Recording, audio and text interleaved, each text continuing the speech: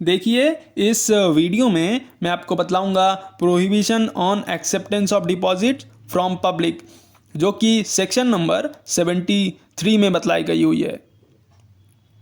सबसे पहली बात, कंपनी को अपने मेंबर्स के साथ टर्म्स एंड कंडीशंस अग्री करने पड़ेंगे। दूसरी बात, कंपनी को कुछ कंडीशंस फॉलो करने पड़ेंगे। अब बात करते हैं उन कंडीशंस की। देखिए, सबसे पहली कंडीशन बतलाई गई हुई है रेजोल्यूशन की। कंपनी को जनरल मीटिंग में ऑर्डिनरी रेजोल्यूशन पास करना पड़ेगा। दूसरी कंडीशन बतलाई गई हुई है कंपनी को कुछ रूल्स कंप्लाई करने पड़ेंगे जो कि सेंट्रल गवर्नमेंट ने प्रिस्क्राइब किया हुआ है। अब बात करते हैं उन रूल्स की। देखिए, सबसे पहली रूल बतलाई गई हुई है कंपनी को अपने मेंबर्स को सर्कुलर इशू करना पड़ेगा, जो कि डीपीटी 1 में होगा। उस सर्कुलर के साथ एक स्टेटमेंट भी जाएगा। अब बात करते हैं उन स्टेटमेंट में क्या क्या रहेगा। सबसे पहली चीज़, financial position of the company. दूसरी चीज़, अगर कंपनी ने कोई भी क्रेडिट रेटिंग एजेंसी से क्रेडिट रेटिंग ऑब्टेन किया हुआ है। तीसरी चीज़, कंपनी ने इससे पहले डिपॉजिट एक्सेप्ट किया हुआ है, तो टोटल नंबर ऑफ डिपॉजिटर्स और अमाउंट ड्यू। चौथी और आखिरी चीज़, अदर कोई भी पार्टिकुलर्स। देखिए, दूसरी रूल बतलाई गई हुई है फाइलिंग ऑफ सर्कुलर। कंपनी को आरओसी को ये सर्कुलर भी फाइल करना पड़ेगा। अब इस चीज़ को ज़रा ठीक से समझते हैं। वो कोई भी कंपनी जो डिपॉजिट एक्सेप्ट करना चाहती है, उसे अपने मेंबर्स को सर्कुलर इशू करना पड़ेगा। उस दिन से 30 दिन पहले कंपनी आरओसी को ये सर्कुलर फाइल करेगी। तीसरी रूल बतलाई गई हुई है डिपॉजिट रीपेमेंट रिजर्व अकाउंट के बारे में। वो कंपनी जो कि डिपॉजिट एक्सेप्ट कर रही है, उसे प्रत्येक साल 30 अप्रैल से पहले 20% of deposit maturing during the year deposit करवाने पड़ेंगे। वो डिपॉजिट एक शेड्यूल बैंक के अकाउंट में होगा। उसे डिपॉजिट रीपेमेंट रिजर्व अकाउंट नाम दिया गया है।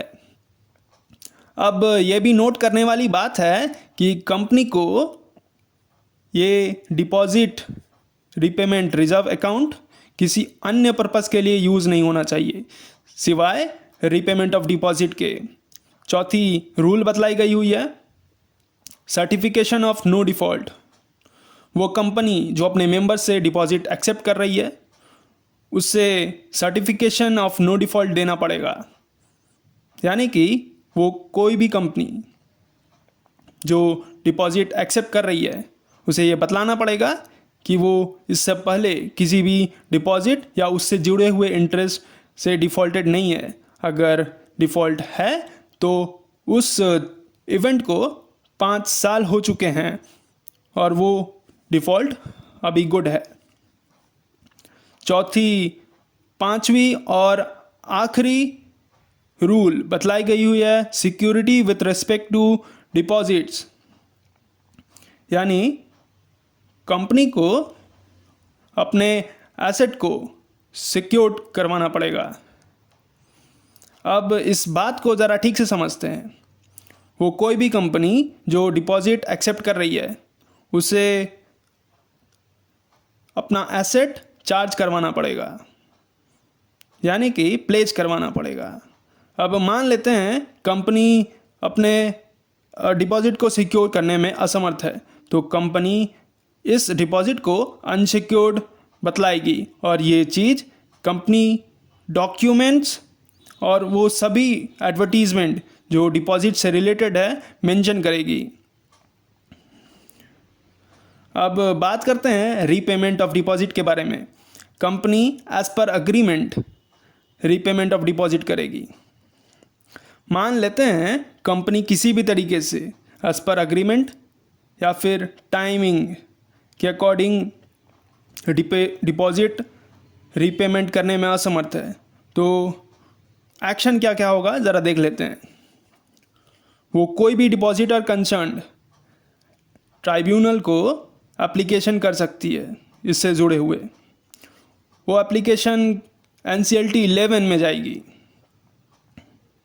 अब ऑर्डर ऑफ ट्राइब्यूनल ज़रा देख लेते हैं क्या क्या है। देखिए, ट्राइब्यूनल कंपनी को ऑर्डर दे सकता है कि वो इससे जुड़े हुए जितने भी ड्यू है वो डिपॉजिटर को चुकाए, और कोई भी लॉस या फिर डैमेज जो डिपॉजिटर इनकर कर चुका है उससे भी चुकता करे। और ट्राइब्यूनल इससे जुड़े हुए अदर कोई भी ऑर्डर्स दे सकती है। इसी के साथ मैं अपनी बात ख़त्म करता हूँ। आपने मुझे इतना समय दिया, थैंक यू वेरी मच।